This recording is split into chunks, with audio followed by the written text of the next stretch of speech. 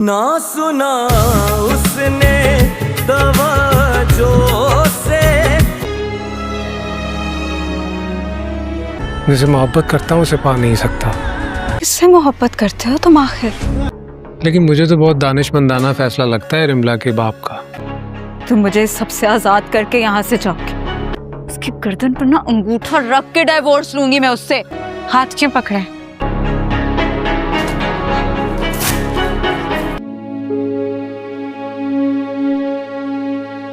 तुम क्यों इतनी चुप चुप हो? इसी बहाने अब्बू भी सेट हो जाएंगे। और मैं तुमसे वादा करता हूँ, पेपर कैसा हुआ? ठीक था। मैं तुम्हारा साथ कभी नहीं छोड़ूंगी, कि चाहे कुछ भी हो जाए।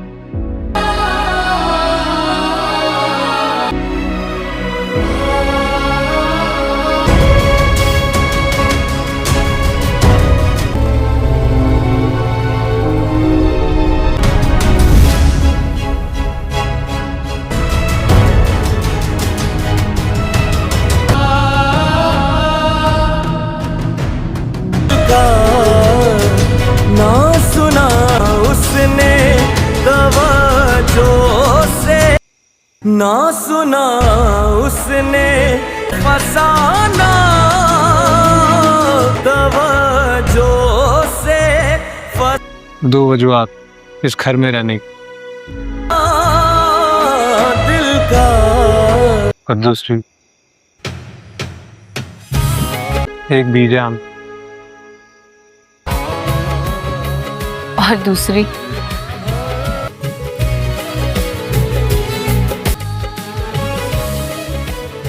चला।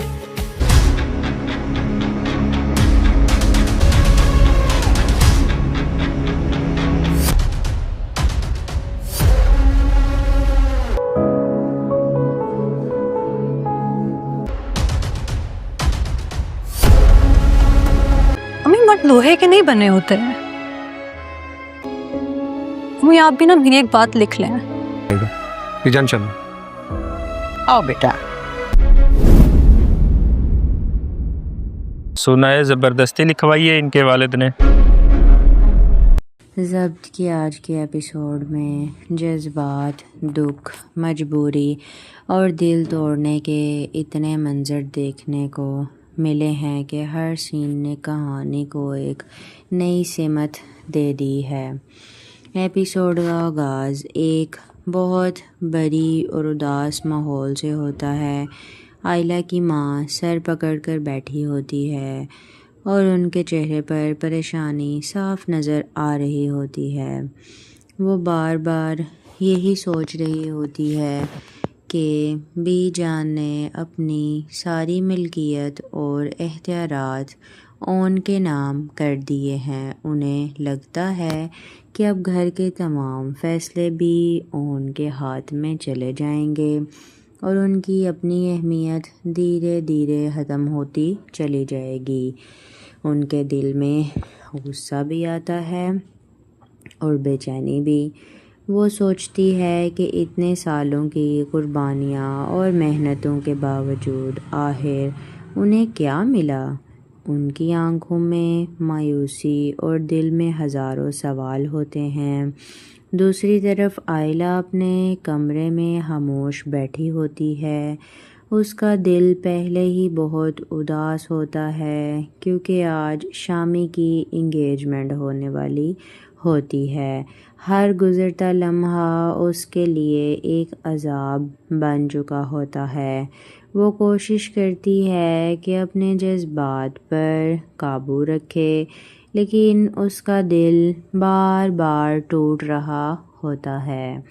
मगर फिर उसे जो खबर मिलती है वो उसके लिए किसी बिजली गिरने से कम नहीं होती।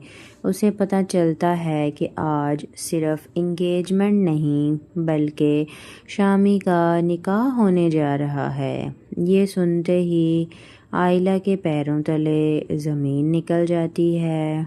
उसकी आंखों में आंसू भर आते हैं और वो समझ नहीं पाती کہ اتنی بڑی بات اس سے چھپائی کیوں گئی۔ اس کا دل چیخ چیخ کر رو رہا ہوتا ہے، مگر اس کے پاس اپنا دکھ بتانے والا کوئی نہیں ہوتا۔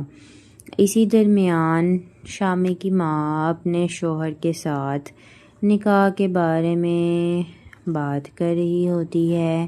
وہ پورے یقین کے ساتھ کہتی ہے کہ انگیجمنٹ میں رکھا ہی کیا ہے، جب رشتہ طے ہو چکا ہے تو ہم ایسا کرتے ہیں کہ ہم سیدھا نکاح کر دیتے ہیں، کیوں نہ ان کا نکاح کر دینا چاہیے۔ ان کی باتوں سے صاف لگ رہا ہوتا ہے کہ وہ ہر کام اپنی مرضی سے کرنا چاہتی ہے اور کسی کی رائے کو اہمیت نہیں دیتی۔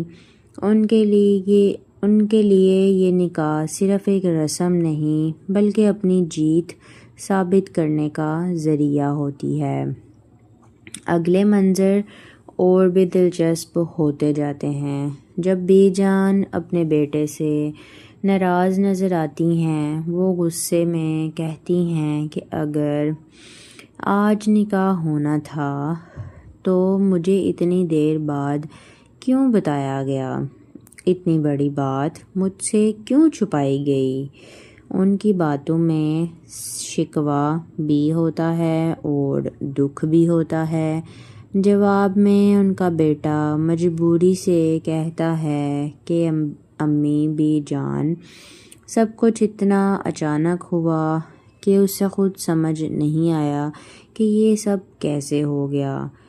اس کی باتوں سے لگتا ہے کہ وہ خود بھی اس صورتحال سے حیران ہے اور حالات کے سامنے بے بس نظر آتا ہے۔ بی جان کہتی ہیں کہ یہ تمہارے سارے کام ایک دم اچانک سے کیوں ہو جاتے ہیں؟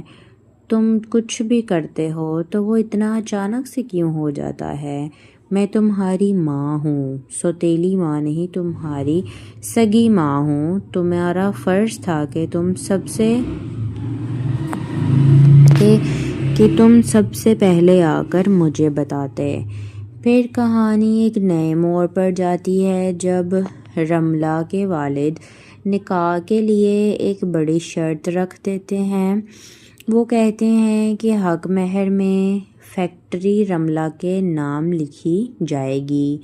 یہ بات سنتے ہی شامی کے والد کے چہرے کا رنگ بدلنا شروع ہو جاتا ہے۔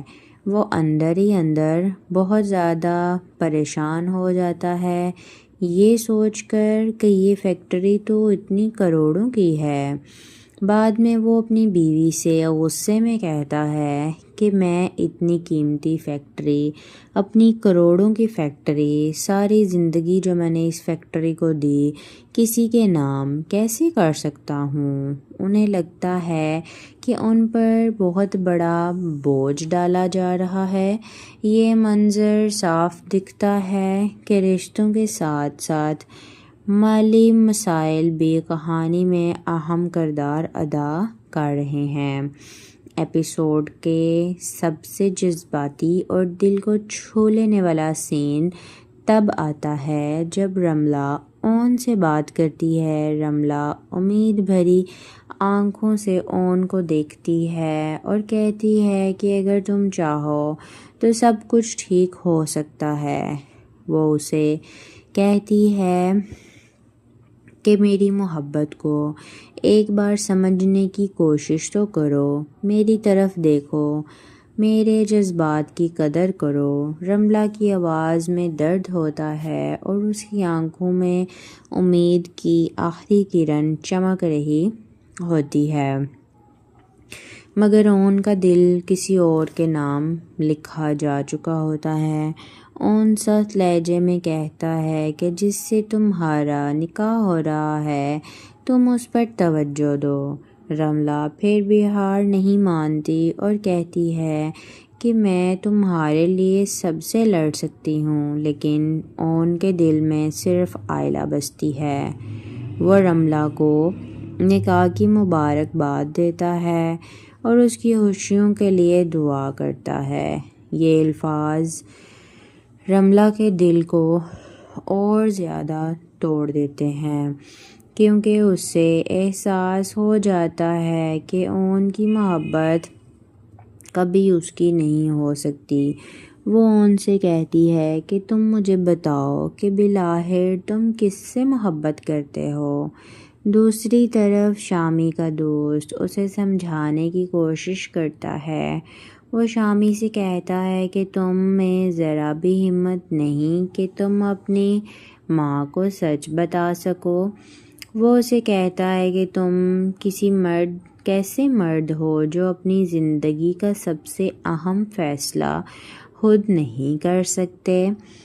شامی بہت زیادہ پریشان نظر آتا ہے۔ وہ کہتا ہے کہ میں مجبور ہوں، مجھے سمجھ نہیں آ رہا کہ امی اتنی جلدی یہ سب کچھ آخر کیوں کر رہی ہیں۔ پوری زندگی انہوں نے چاچی کو نیچا دکھانا، پوری زندگی وہ یہ کرتی آئی ہیں کہ کسی طرح چاچی سے آگے نکل جائیں۔ شامی کی باتوں سے اس کی بے بسی اور اندر کا درد صاف محسوس ہوتا ہے۔ آخرکار وہ لمحہ بھی آ جاتا ہے جس کا سب کو بے صبری سے انتظار ہوتا ہے۔ گھر میں موجود لوگ مبارکباد دیتے ہیں۔ شامی اور رملہ کا نکاح ہو جاتا ہے۔ ہر طرف رسمیں ادا کی جا رہی ہوتی ہیں لیکن دلہن کے چہرے پر وہ خوشی نظر نہیں آتی جو اس موقع پر ہونی چاہیے۔ رملہ کا اداس چہرہ دیکھ کر گھر کی کام والی بھی کہہ دیتی ہے کہ اسے ذرا مسکرانے کو بولو، نکاح ہو گیا ہے۔ اور اگر دلہن کا موڈ ہی اتنا اداس رہا تو مہمان کیا کہیں گے۔ یہ بات مذاق میں کہی جاتی ہے مگر اصل میں رملہ کا دل کی حالت بیان نہیں کی جا سکتی۔ رملہ بہت زیادہ پریشان ہوتی ہے اور پریشانی کے عالم میں اسے کچھ سمجھ نہیں آ رہا ہوتا کہ وہ آگے کیا کرے۔ پھر دوسری جانب ہم دیکھتے ہیں کہ عائلہ کی دنیا بھی بیکار ہو چکی ہوتی ہے۔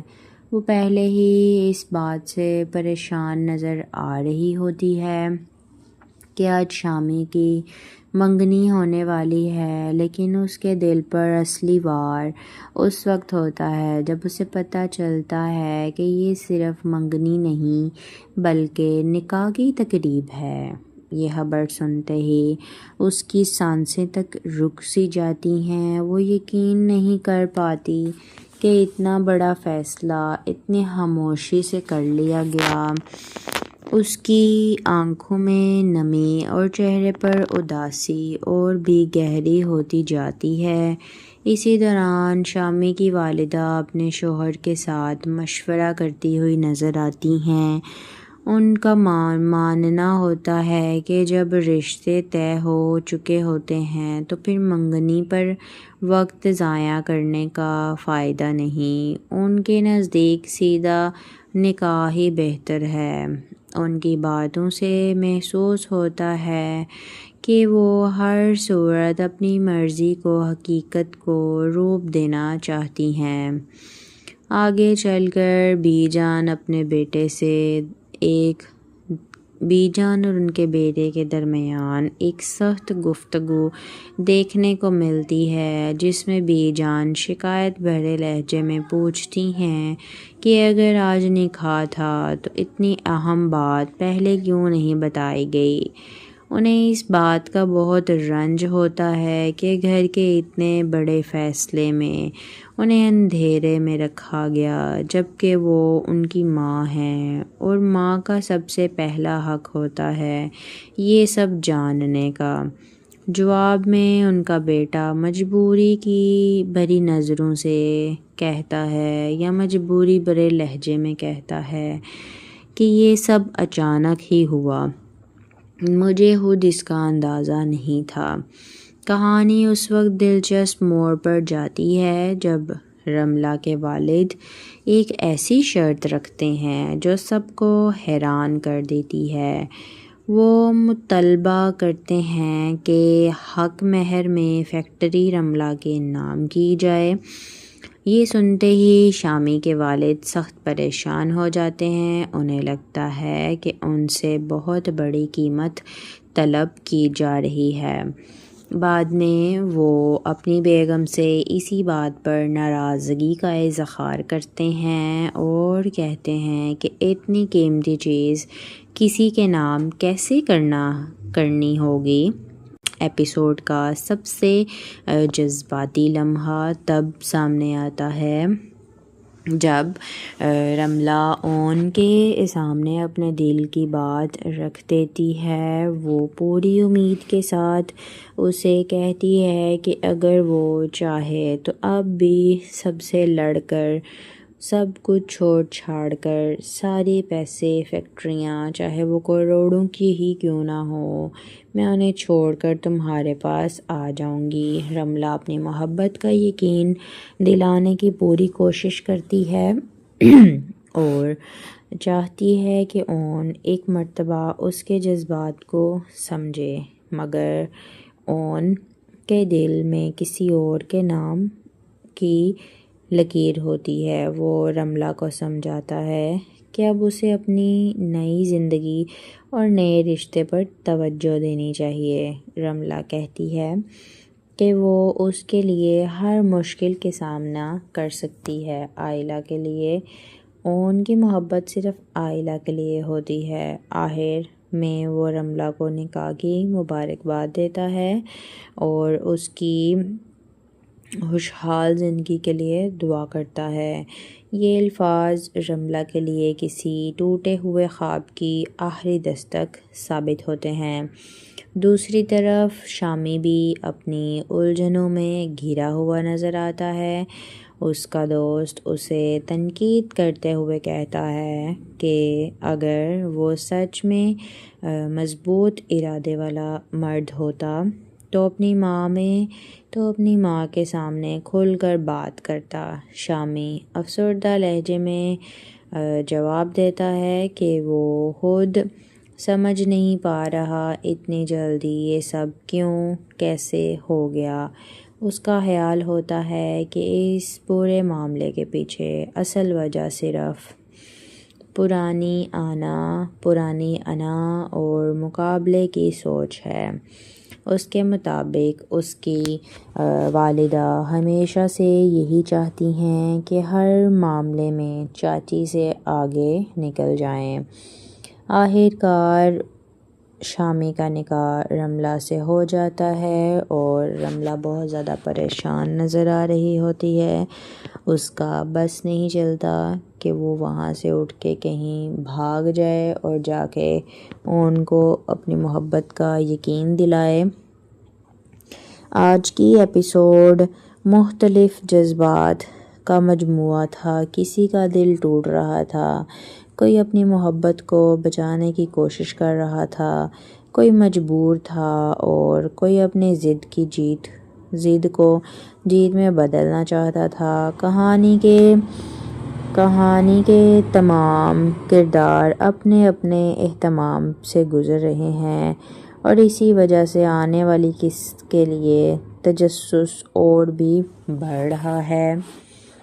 ایپیسوڈ کا سب سے جذباتی لمحہ تب سامنے آتا ہے جب رملہ اون کے سامنے اپنے دل کی بات رکھ دیتی ہے۔ وہ پوری امید کے ساتھ اسے کہتی ہے کہ اگر وہ چاہے تو اب بھی سب سے لڑ کر، سب کچھ چھوڑ چھاڑ کر، سارے پیسے، فیکٹریاں، چاہے وہ کروڑوں کی ہی کیوں نہ ہو، میں انہیں چھوڑ کر تمہارے پاس آ جاؤں گی۔ رملہ اپنی محبت کا یقین دلانے کی پوری کوشش کرتی ہے اور چاہتی ہے کہ اون ایک مرتبہ اس کے جذبات کو سمجھے، مگر اون کے دل میں کسی اور کے نام کی لکیر ہوتی ہے۔ وہ رملہ کو سمجھاتا ہے کہ اب اسے اپنی نئی زندگی اور نئے رشتے پر توجہ دینی چاہیے۔ رملہ کہتی ہے کہ وہ اس کے لیے ہر مشکل کے سامنا کر سکتی ہے۔ عائلہ کے لیے ان کی محبت صرف عائلہ کے لیے ہوتی ہے۔ آخر میں وہ رملہ کو نکاح کی مبارکباد دیتا ہے اور اس کی خوشحال زندگی کے لیے دعا کرتا ہے۔ یہ الفاظ رملہ کے لیے کسی ٹوٹے ہوئے خواب کی آخری دستک ثابت ہوتے ہیں۔ دوسری طرف شامی بھی اپنی الجھنوں میں گھرا ہوا نظر آتا ہے۔ اس کا دوست اسے تنقید کرتے ہوئے کہتا ہے کہ اگر وہ سچ میں مضبوط ارادے والا مرد ہوتا تو اپنی ماں کے سامنے کھل کر بات کرتا۔ شامی افسردہ لہجے میں جواب دیتا ہے کہ وہ خود سمجھ نہیں پا رہا اتنی جلدی یہ سب کیسے ہو گیا۔ اس کا خیال ہوتا ہے کہ اس پورے معاملے کے پیچھے اصل وجہ صرف پرانی انا اور مقابلے کی سوچ ہے۔ اس کے مطابق اس کی والدہ ہمیشہ سے یہی چاہتی ہیں کہ ہر معاملے میں چاچی سے آگے نکل جائیں۔ آخرکار شامی کا نکاح رملہ سے ہو جاتا ہے اور رملہ بہت زیادہ پریشان نظر آ رہی ہوتی ہے۔ اس کا بس نہیں چلتا کہ وہ وہاں سے اٹھ کے کہیں بھاگ جائے اور جا کے ان کو اپنی محبت کا یقین دلائے۔ آج کی ایپیسوڈ مختلف جذبات کا مجموعہ تھا۔ کسی کا دل ٹوٹ رہا تھا، کوئی اپنی محبت کو بچانے کی کوشش کر رہا تھا، کوئی مجبور تھا اور کوئی اپنی ضد کو جیت میں بدلنا چاہتا تھا۔ کہانی کے تمام کردار اپنے اپنے اہتمام سے گزر رہے ہیں اور اسی وجہ سے آنے والی قسط کے لیے تجسس اور بھی بڑھ رہا ہے۔ سارے کام ایک دم اچانک سے کیوں ہو جاتے ہیں؟ تم کچھ بھی کرتے ہو تو وہ اتنا اچانک سے کیوں ہو جاتا ہے؟ میں تمہاری ماں ہوں، سوتیلی ماں نہیں، تمہاری سگی ماں ہوں۔ تمہارا فرض تھا کہ تم سب سے پہلے آ کر مجھے بتاتے۔ پھر کہانی ایک نئے موڑ پر جاتی ہے جب رملہ کے والد نکاح کے لیے ایک بڑی شرط رکھ دیتے ہیں۔ وہ کہتے ہیں کہ حق مہر میں فیکٹری رملہ کے نام لکھی جائے گی۔ یہ بات سنتے ہی شامی کے والد کے چہرے کا رنگ بدلنا شروع ہو جاتا ہے۔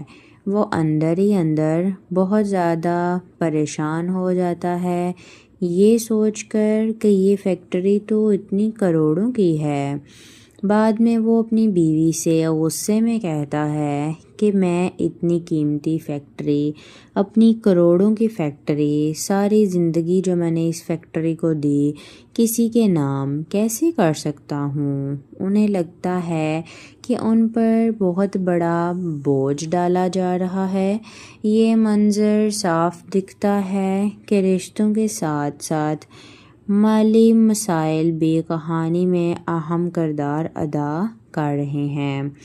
ایپیسوڈ کے سب سے جذباتی اور دل کو چھو لینے والا سین تب آتا ہے جب رملہ اون سے بات کرتی ہے۔ رملہ امید بھری آنکھوں سے اون کو دیکھتی ہے اور کہتی ہے کہ اگر تم چاہو تو سب کچھ ٹھیک ہو سکتا ہے۔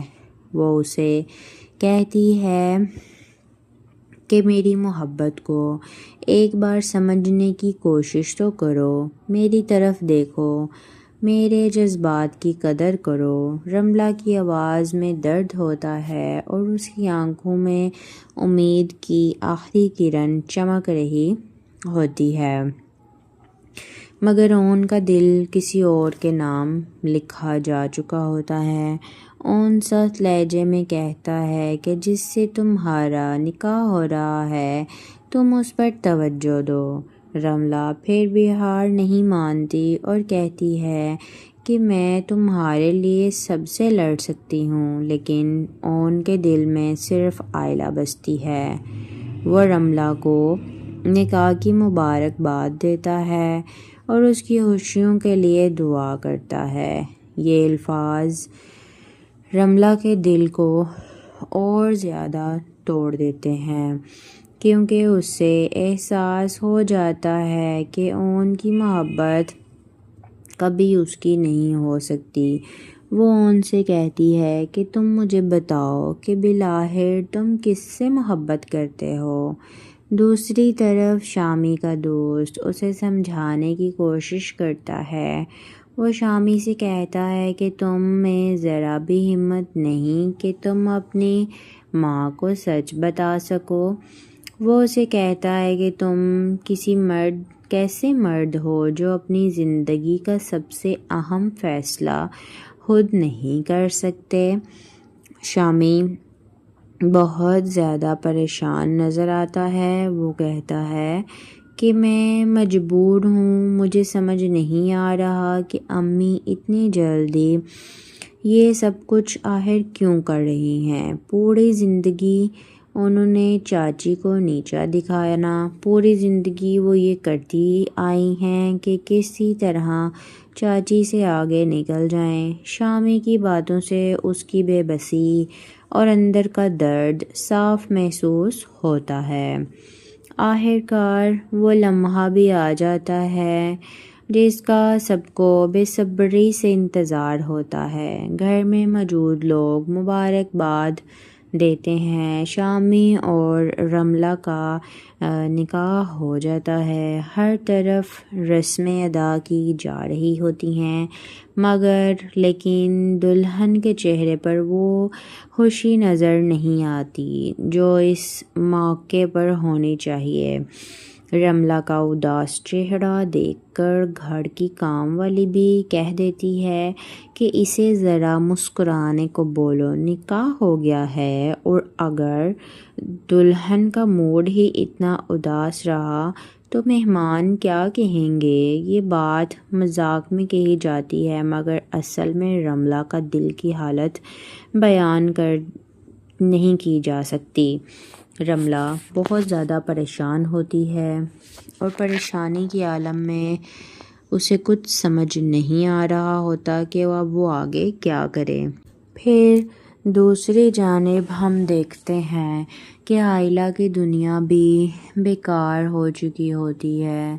وہ پہلے ہی اس بات سے پریشان نظر آ رہی ہوتی ہے کہ آج شامی کی منگنی ہونے والی ہے، لیکن اس کے دل پر اصلی وار اس وقت ہوتا ہے جب اسے پتہ چلتا ہے کہ یہ صرف منگنی نہیں بلکہ نکاح کی تقریب ہے۔ یہ خبر سنتے ہی اس کی سانسیں تک رک سی جاتی ہیں۔ وہ یقین نہیں کر پاتی کہ اتنا بڑا فیصلہ اتنی خاموشی سے کر لیا گیا۔ اس کی آنکھوں میں نمی اور چہرے پر اداسی اور بھی گہری ہوتی جاتی ہے۔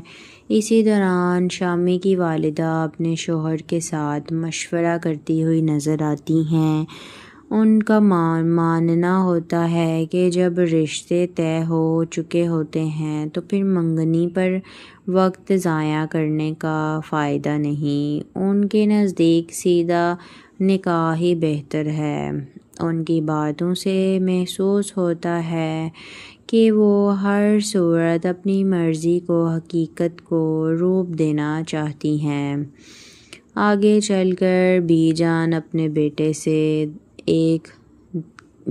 اور ان کے بیٹے کے درمیان ایک سخت گفتگو دیکھنے کو ملتی ہے، جس میں بی جان شکایت بھرے لہجے میں پوچھتی ہیں کہ اگر آج نکاح تھا تو اتنی اہم بات پہلے کیوں نہیں بتائی گئی۔ انہیں اس بات کا بہت رنج ہوتا ہے کہ گھر کے اتنے بڑے فیصلے میں انہیں اندھیرے میں رکھا گیا، جبکہ وہ ان کی ماں ہیں اور ماں کا سب سے پہلا حق ہوتا ہے یہ سب جاننے کا۔ جواب میں ان کا بیٹا مجبوری کی بھری نظروں سے کہتا ہے یا مجبوری بھرے لہجے میں کہتا ہے کہ یہ سب اچانک ہی ہوا، مجھے خود اس کا اندازہ نہیں تھا۔ کہانی اس وقت دلچسپ موڑ پر جاتی ہے جب رملہ کے والد ایک ایسی شرط رکھتے ہیں جو سب کو حیران کر دیتی ہے۔ وہ مطالبہ کرتے ہیں کہ حق مہر میں فیکٹری رملہ کے نام کی جائے۔ یہ سنتے ہی شامی کے والد سخت پریشان ہو جاتے ہیں۔ انہیں لگتا ہے کہ ان سے بہت بڑی قیمت طلب کی جا رہی ہے۔ بعد میں وہ اپنی بیگم سے اسی بات پر ناراضگی کا اظہار کرتے ہیں اور کہتے ہیں کہ اتنی قیمتی چیز کسی کے نام کیسے کرنی ہوگی؟ سوتیلی ماں نہیں، تمہاری سگی ماں ہوں، تمہارا فرض تھا کہ تم سب سے پہلے آ کر مجھے بتاتے۔ پھر کہانی ایک نئے موڑ پر جاتی ہے جب رملہ کے والد نکاح کے لیے ایک بڑی شرط رکھ دیتے ہیں۔ وہ کہتے ہیں کہ حق مہر میں فیکٹری رملہ کے نام لکھی جائے گی۔ یہ بات سنتے ہی شامی کے والد کے چہرے کا رنگ بدلنا شروع ہو جاتا ہے۔ وہ اندر ہی اندر بہت زیادہ پریشان ہو جاتا ہے، یہ سوچ کر کہ یہ فیکٹری تو اتنی کروڑوں کی ہے۔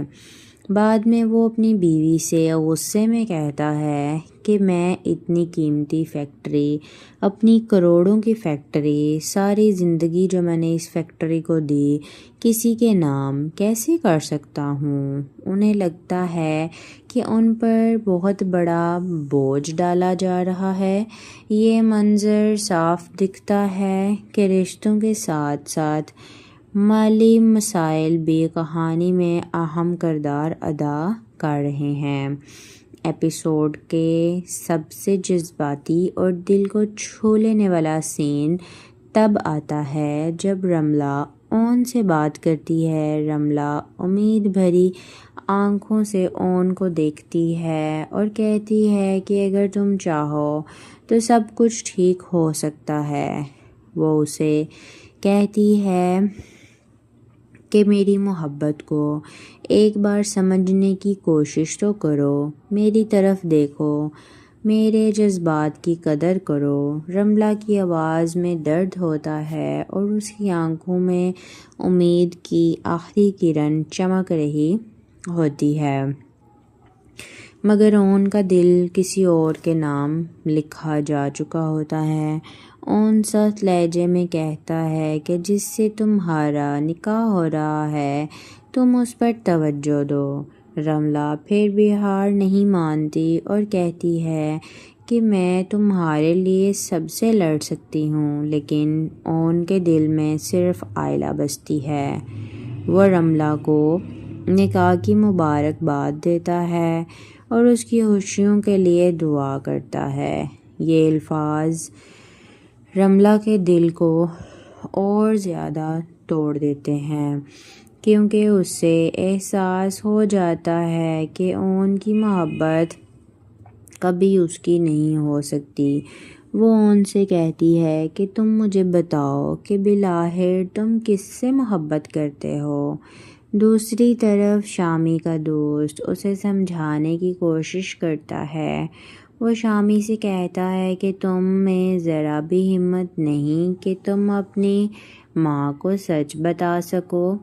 وہ اسے کہتا ہے کہ تم کیسے مرد ہو جو اپنی زندگی کا سب سے اہم فیصلہ خود نہیں کر سکتے۔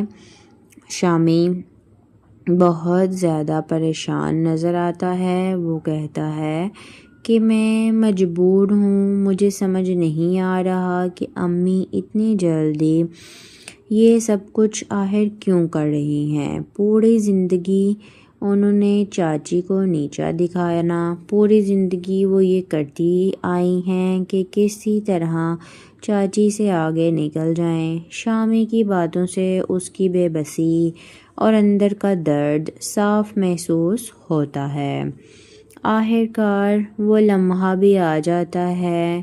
جس کا سب کو بے صبری سے انتظار ہوتا ہے۔ گھر میں موجود لوگ مبارکباد دیتے ہیں۔ شامی اور رملہ کا نکاح ہو جاتا ہے۔ ہر طرف رسمیں ادا کی جا رہی ہوتی ہیں، لیکن دلہن کے چہرے پر وہ خوشی نظر نہیں آتی جو اس موقع پر ہونی چاہیے۔ رملہ کا اداس چہرہ دیکھ کر گھر کی کام والی بھی کہہ دیتی ہے کہ اسے ذرا مسکرانے کو بولو، نکاح ہو گیا ہے۔ اور اگر دلہن کا موڈ ہی اتنا اداس رہا تو مہمان کیا کہیں گے؟ یہ بات مذاق میں کہی جاتی ہے، مگر اصل میں رملہ کا دل کی حالت بیان نہیں کی جا سکتی۔ رملہ بہت زیادہ پریشان ہوتی ہے اور پریشانی کے عالم میں اسے کچھ سمجھ نہیں آ رہا ہوتا کہ وہ آگے کیا کرے۔ پھر دوسری جانب ہم دیکھتے ہیں کہ عائلہ کی دنیا بھی بیکار ہو چکی ہوتی ہے۔ وہ پہلے ہی اس بات سے پریشان نظر آ رہی ہوتی ہے کہ آج شامی کی منگنی ہونے والی ہے، لیکن اس کے دل پر اصلی وار اس وقت ہوتا ہے جب اسے پتہ چلتا ہے کہ یہ صرف منگنی نہیں بلکہ نکاح کی تقریب ہے۔ یہ خبر سنتے ہی اس کی سانسیں تک رک سی جاتی ہیں۔ وہ یقین نہیں کر پاتی کہ اتنا بڑا فیصلہ اتنی خاموشی سے کر لیا گیا۔ اس کی آنکھوں میں نمی اور چہرے پر اداسی اور بھی گہری ہوتی جاتی ہے۔ اسی دوران شامی کی والدہ اپنے شوہر کے ساتھ مشورہ کرتی ہوئی نظر آتی ہیں۔ ان کا ماننا ہوتا ہے کہ جب رشتے طے ہو چکے ہوتے ہیں تو پھر منگنی پر وقت ضائع کرنے کا فائدہ نہیں۔ ان کے نزدیک سیدھا نکاح ہی بہتر ہے۔ ان کی باتوں سے محسوس ہوتا ہے کہ وہ ہر صورت اپنی مرضی کو حقیقت کو روپ دینا چاہتی ہیں۔ آگے چل کر بی جان اور ان کے بیٹے کے درمیان ایک سخت گفتگو دیکھنے کو ملتی ہے، جس میں بی جان شکایت بھرے لہجے میں پوچھتی ہیں کہ اگر